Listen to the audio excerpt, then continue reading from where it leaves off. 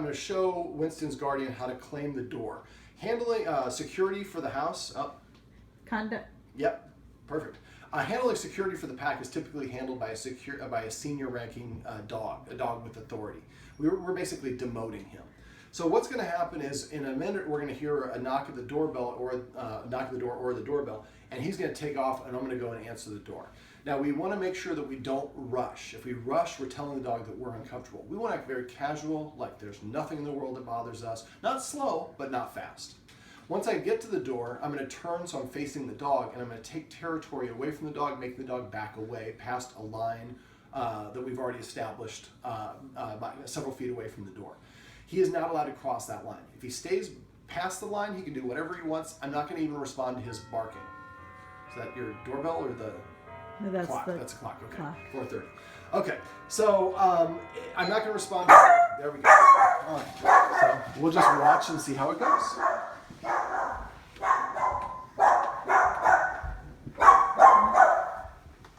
So grab a seat.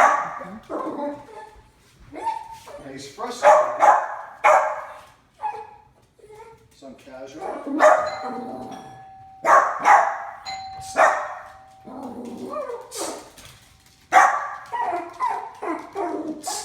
That's frustration because he's used to handling this. One step, and I pause and I read the dog. He stays in place, I can take another step, and I pause and read the dog. Now, I get to the door, we have triggers that normally he responds to.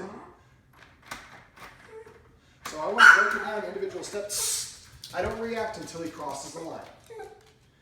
So I want to basically recreate the sound that caused him to respond, and help him practice that one sound until he no longer breaks the rule. Now, when I'm doing this, I notice I'm keeping my hips. A lot of people go and turn and answer the door this way. That will cause the dog to come out. A little established. So now I'm going to jiggle this. Now I'm going to turn and I'm going to open it with my other hand, just a crack. Now I'm going to open it and I stand and step in front when I open it. Then I take a step back. And then when I get to this door, I'm going to jiggle this lever as well.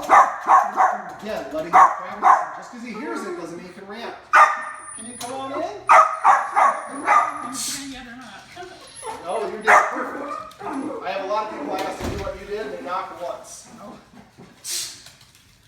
So he tried this way, wasn't working. What if I go around that way? Maybe that's an opening, but I blocked him. Normally he would continue to bark right now, correct? He barks nonstop. Well, with her, he likes grandma, mom, excuse me. Finally, but he does. But sometimes this is even hard for him to not interact with as well. So my rule would be he's not allowed to cross this threshold at all when a guest comes in. If your guest is not a dog person, she can sit here. She doesn't have to deal with him at all because he's staying away.